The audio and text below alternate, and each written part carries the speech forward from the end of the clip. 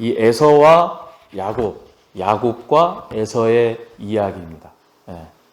할머니 혹시 들어보셨어요? 야곱에서?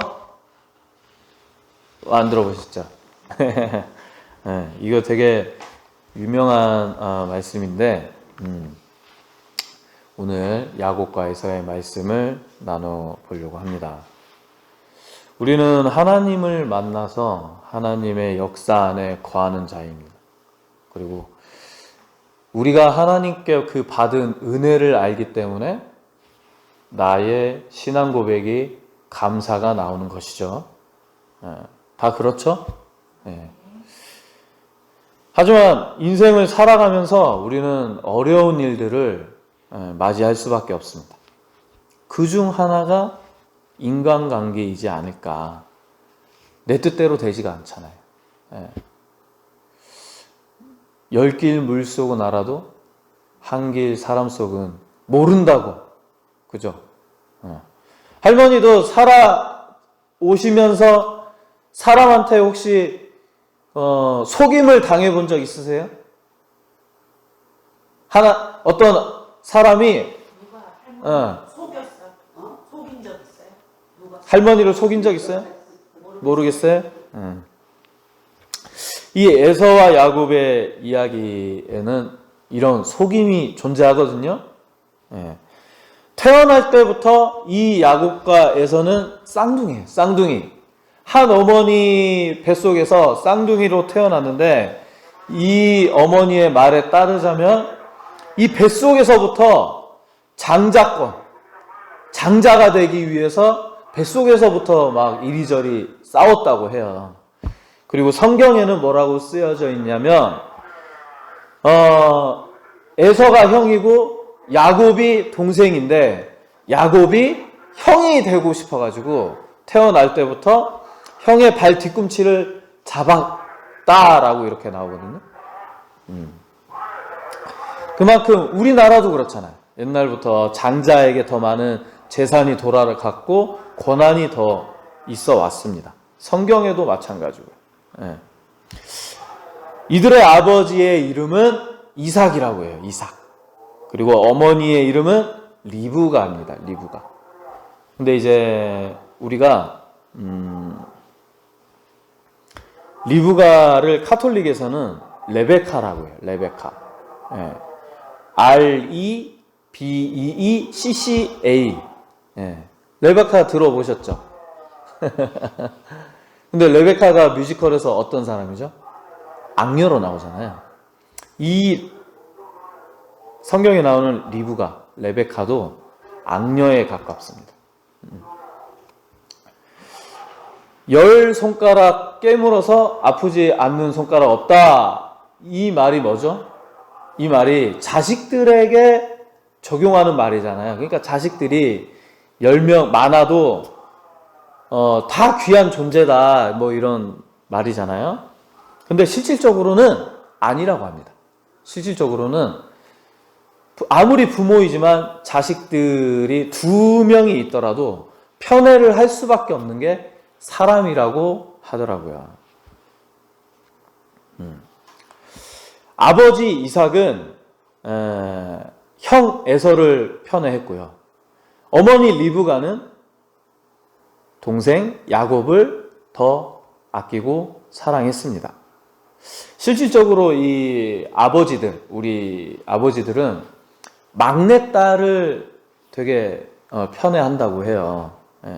이렇듯이 사람은 똑같이 동일하게 사랑을 나누고 그렇게 할 수가 없다라는 말이죠.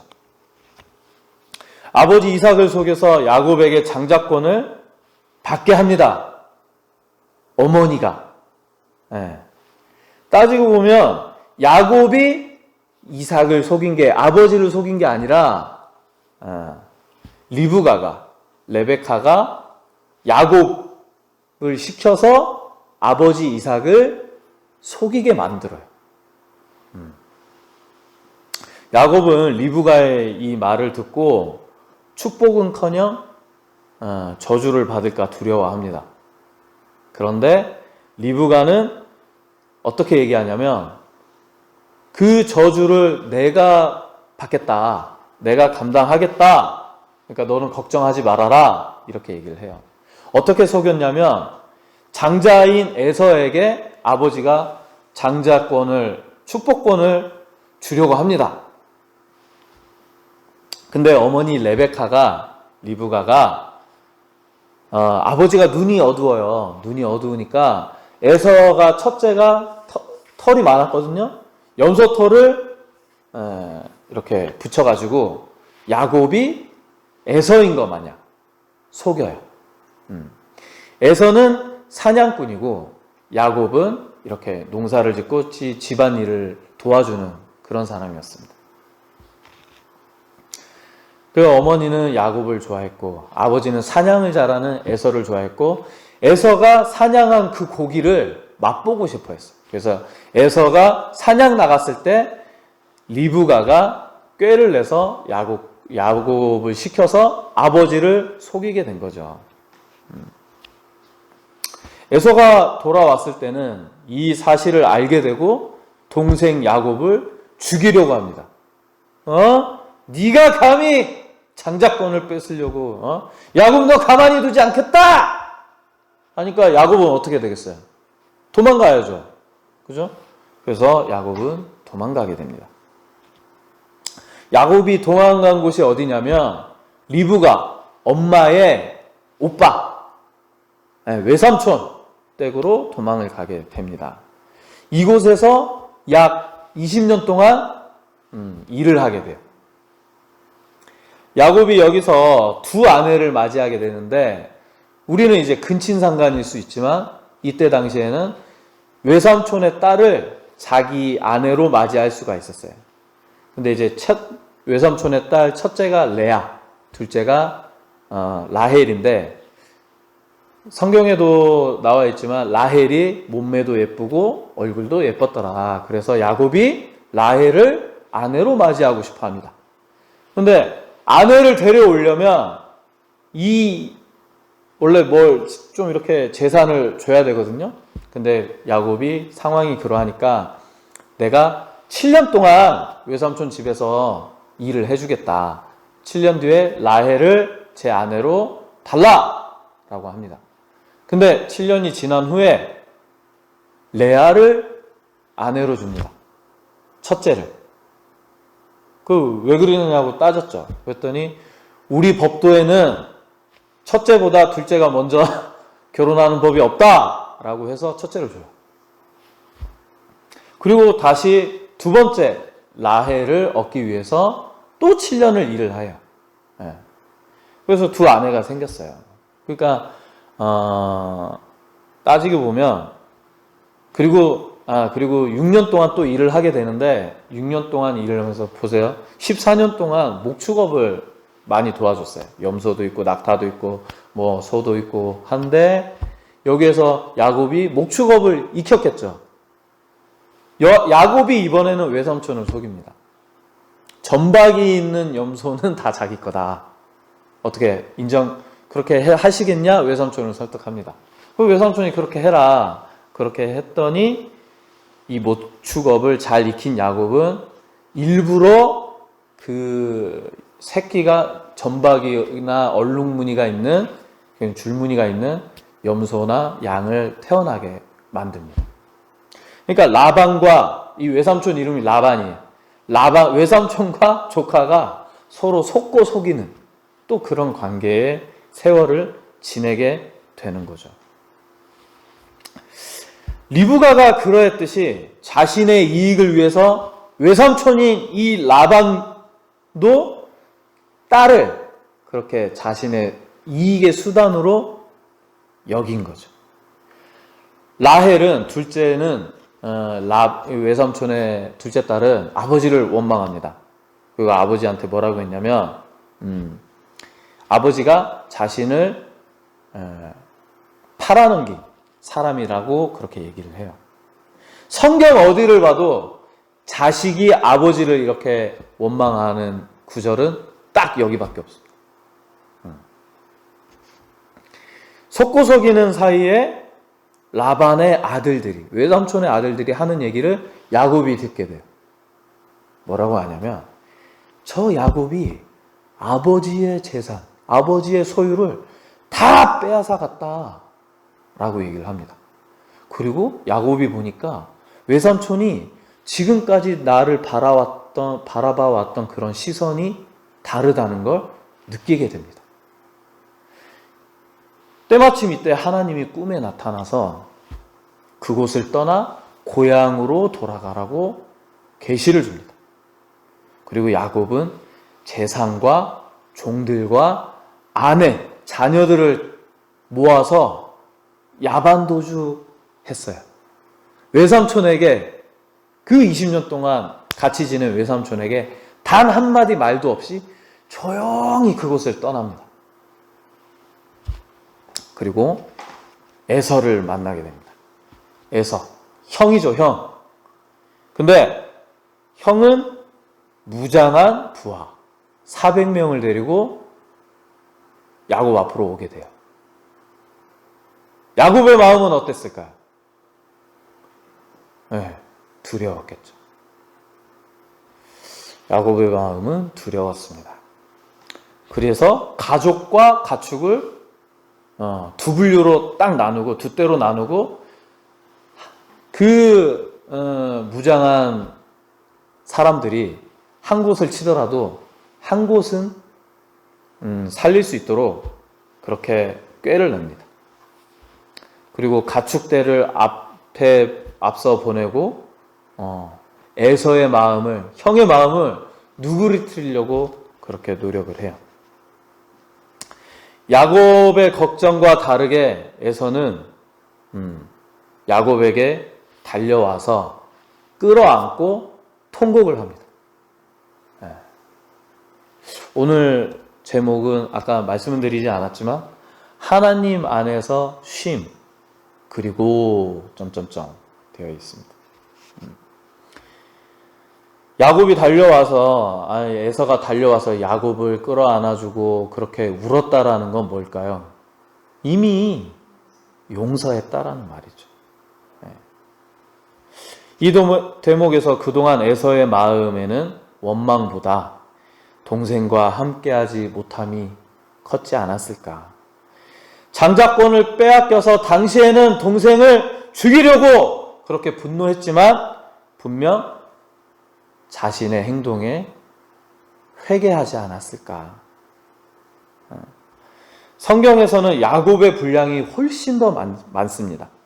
하지만 저는 이 에서의 이 대목, 오늘 말씀드린 이 대목이 짧지만 우리에게 주는 하나님의 메시지가 더 강렬하다라는 말씀을 드리고 싶어요.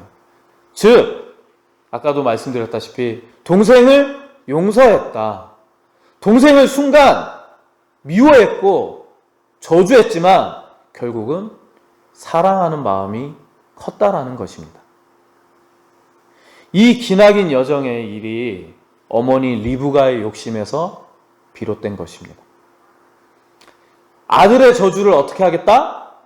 자신이 받겠다고 했죠. 이 말에 생각나는 말이 있죠. 예수님께서 십자가에 못 박히시기 전에 빌라도에게 재판을 받습니다. 거기에서 예수님을 어떻게 해서든 십자가에 못 박고자 한 대제사장들, 서기관들, 예수님의 죄를 찾지 못한 빌라도가 예수님을 풀어주려고 하였지만 오히려 유대 민족들, 유대 백성들은 예수님을 십자가에 못 박고자 했죠. 그래서 빌라도는 나는 이 자에게 예수님의 죄를 찾지 못했다. 그 피가 나에게 올까 두렵다 하여 자기는 손을 씻겠다. 나는 무죄하니 너희가 당하라고 얘기를 합니다. 그리고 유대 백성들은 좋다! 그 피를 우리 자손들에게 돌릴지어다 라고 얘기를 합니다. 그리고 나서 진짜로 유대 민족들은 나라도 없이 정말 핍박 아닌 핍박을 당하면서 그렇게 살아왔어요. 지금도 전쟁을 하고 있죠. 자, 어머니 리브가의 저주는 무엇이었을까요? 너무나도 사랑한 그 자식이 잘 되기만을 바라서 장자권을 빼앗고 아버지를 속이고, 그죠? 그 결과가 어떻게 되었습니까? 바로 그 속이기 시작한 순간부터 저주는 시작이 되었어요. 집안이 혼란을 겪었고 소중한 아들 둘은 원수가 되었고, 자신이 너무나 사랑한 야곱은 생고생, 집 나가면 무슨 고생이다? 개고생하게 돼요. 그리고 그토록 사랑하는 아들을 볼 수가 없었죠. 그리고 야곱과 자신이 함께 할 수 없었던 것이 가장 큰 고통이지 않았을까? 가장 큰 저주였을 것입니다. 영어로 악마가 무엇이냐면 데블입니다. 데블. 예. 그리고 그리스어로 디아블로라고도 하는데, 디아는 둘, 블로는 가르다라는 의미가 있어요. 그래서 디아블로라고 하면 둘로 갈라지게 하다, 둘로 나뉘게 한다라는 뜻이 있습니다. 이 같은 자를 성경에서는 이간질하는 자라고 합니다. 왜냐하면 이간질을 해서 둘로 갈리게 하니까요. 즉 하나님은 이간질하는 자를 악마로 여기신다라는 것입니다. 지금 이스라엘과 팔레스타인이 그렇게 전쟁을 하고 있죠. 너무나도 안타까운 현실이지 않습니까?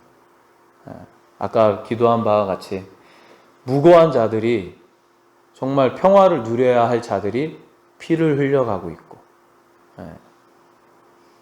그 속에서는 분명히 이처럼 악마짓을 하는, 이간질하는 사람들이 있을 것이고, 또 우리가 같은 하나님을 믿는 자로서 그들을 위해서 우리가 당연히 기도해야 합니다. 어떤 혹자들은 하나님의 이 성경 안에서 이스라엘 백성이 그 땅을 젖과 꿀이 흐르는 그 땅을 차지할 것이라는 그 언약을 전쟁을 통해서 죽여서라도 이루어야 된다라고 말을 하고 있어요. 근데 그 속에서 팔레스타인은 600년 동안 살아왔거든요. 우리나라도 일제강점기를 지났잖아요. 그 이전에는 임진왜란 당시에 일본의 고니시라는 장군이 있었습니다. 그 장군이 일찍부터 카톨릭을 받아들여서 우리나라를 자기 배에다가 십자가를 그려놓고 침공했어요. 그 또 침공한 이유가, 물론 땅을 차지하려는 이유도 있지만, 우리나라를 카톨릭으로, 하나님을 믿는 민족으로 개종하고자 그렇게 침략을 한 겁니다. 우리의 입장에서 한번 생각을 해보자고요. 과연 그 폭력이 정당화될 수 있을까요? 죽여서라도 개종을 시키는 게 맞을까요? 제가 아는 목사님들도 그런 말을 합니다. 안 돼. 어쩔 수 없어. 죽이고 패고 해서라도 그렇게 해야 돼. 라고 얘기를 합니다. 근데 우리의 입장에서 보자고요. 일본이 다시 하나님 나라를 위한다고 그러한 목적을 가지고 우리나라를 침공해서 이 중촌 마을에 아무 죄도 없는 어르신들과 청년들과 이런 사람들을 막 죽이고 끌어가고 한다고 생각을 해보세요. 아니죠. 과연 그 사람들이 억지로 개종을 한다고 해도 하나님의 사랑을 느낄 수 있을까요? 하나님의 은혜를 알 수 있을까요? 우리처럼 감사하다고 하나님 감사합니다라는 그런 고백의 기도가 나올 수 있을까요? 아니라는 거죠. 정말 지혜롭게 속고 속이고 종교적 폭력을 이행하지 않으면서 정말 지혜로우면서 평화로운 그런 협정을 이루어내야 되는데, 사실 사랑한다는 게, 원수를 이토록 사랑한다는 게 인간이 하기에 그만큼 어렵다라는 거죠. 너무나 안타까운 현실입니다. 저는 또 우려되고 있는 것들이 뭐냐면, 인류 역사상 약 80%의 그런 80%가 다 종교 전쟁이었어요. 종교에서 비롯된 전쟁. 근데 지금 중국도 호시탐탐 대만을 노리고 있죠. 지금 이 러시아와 우크라이나, 이스라엘과 팔레스타인 이 전쟁이 제3차 대전의 전쟁으로 도화선이 되지 않을까. 너무나도 두려운 현실입니다. 우리가 이럴 때일수록 깨어서 기도하고 정말 어떻게 해서든 평화와 사랑을 이루기 위해서 우리가 진짜 이 리브가와 같이 내 욕심과 내 잣대와 내 꾀를 믿는 것이 아니라 하나님의 그 사랑하심과 예수 그리스도의 그 십자가를 온전히 믿고 순종할 때에 아름다운 평화가 이루어질 줄로 믿습니다. 리브가는 형제를 갈라놓았고 또 부모와 자식을 갈라놓았습니다. 에서에 대한 기록은 사람들이 많이 말씀을 하지 않는데, 에서는 어떻게 됐냐면 이방 여자와 결혼을 했어요. 즉 하나님의 관계까지 리브가가 갈라놓은 셈입니다. 이 야곱과 에서의 아버지가 이삭이라고 했어요. 이삭의 아버지는 누구죠? 아브라함입니다. 믿음의 조상. 근데 그 믿음에 정말 뼈대 있는 집안이 이방 여자와 결혼했다라는 것은 굉장히 그 믿음의 집안의 큰 사건이라고 할 수 있죠. 즉 리브가는 인간관계뿐만이 아니라 하나님과의 그런 믿음의 관계 역시 갈라놓은 셈입니다. 하나님의 은혜와 역사하심이 없었다면, 일반적인 집안 같았으면 아마 망하고도 남았을 상황입니다. 에서는 동생을 보고 안아주고 울어주었다고 성경에 쓰여져 있죠. 또한 야곱이 선물을 주었으나 받지 않으려고 했어요. 어떤 분들은 선물을 받아야 화해가 이루어진 거다라고 얘기를 하는데 아닙니다.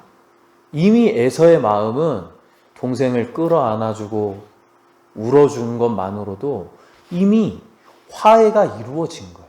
그 선물 내가 안 받아도 동생 네 것이니까 네가 써라. 나는 괜찮다. 동생을 사랑하는 마음이 이미 묻어나 있는 거예요. 그런데 야곱은 사실상 두려운 마음이 컸고 자기를 지키기 위해서, 자기 가족을 지키기 위해서 그러한 재물을 내놓았다라는 것이죠. 어떻게 보면 저는 이 야곱의 마음보다 우리가 에서의 마음을 닮아가야 된다는 것입니다. 이렇듯 오늘 제가 이 말씀을 이 설교 말씀으로 제가 기도하며 택한 것은 형님의 얼굴을 배운 즉 하나님의 얼굴을 본 것 같다, 이 대목 때문에 이 말씀을 정하게 되었습니다. 이렇듯 용서하는 자의 얼굴은 하나님과 같다라는 이 말을 하고 싶었어요. 야곱의 고백입니다. 형님의 얼굴이 하나님을 본 것 같다. 나만을 위한 신앙이 아닌 이웃에게 용서하고 이해하고 화해하는 사랑이 필요한 이유입니다. 즉 나를 통해서 거룩하신 하나님의 얼굴을 본다라는 것이. 디아블로, 아까 말씀드렸죠? 갈라지게 하는 것이 아닌 에서와 야곱이 다시 만나 부둥켜 안고 우는 것 같이 애틋한 마음으로 함께하는 공동체를 만드는 것, 그것이 바로 우리가 해야 할 사명입니다. 우리는 하나님의 은혜를 받음으로써 또 감사함으로써 하나님 안에서 쉼을 얻는 사람이라고 서두에 말씀을 드렸죠. 육신을 가지는 자로서 우리는 당연히 쉼을 얻어야 합니다. 잠을 자야 하고 맛있는 음식, 건강한 음식도 먹어야 하고 우리는 여행도 가야 합니다. 우리의 육신은 이렇듯 당연하게 쉼이 필요합니다. 하지만 쉬지 않는 신체 부위가 있어요. 그것이 무엇입니까? 바로 심장입니다. 심장. 심장이 멈추면 우리의 육신은 죽을 수밖에 없어요.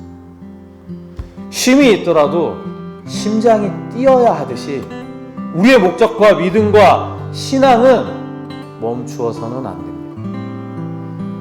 하나님 나라를 위한 목적을 두고 우리는 쉼을 얻어야 합니다. 이제 제목을 완성하도록 하겠습니다. 하나님 안에서 쉼, 그리고 사랑하라. 그리고 하나님과 영원한 쉼을 누리리라. 하나님 안에서 쉼, 그리고 디아블로, 이렇게 제목을 지을까요? 하나님 안에서 쉼, 그리고 리브가처럼, 이렇게 제목을 우리는 만들 겁니까? 아닙니다. 이 제목은 여러분들의 삶, 저의 삶으로 정해지는 것이에요. 그리고 어떻게 할지, 이 제목이 어떻게 완성되어질지는 여러분 각자의 몫에 달려져 있습니다. 우리 각자의 심장이 비로소 쉼을 얻을 때 이 제목은 비로소 완성되어질 것입니다. 진정한 믿음으로 아름다운 제목으로 만들어지는, 채워지는 저와 여러분들이 되시길 간절히 소망합니다.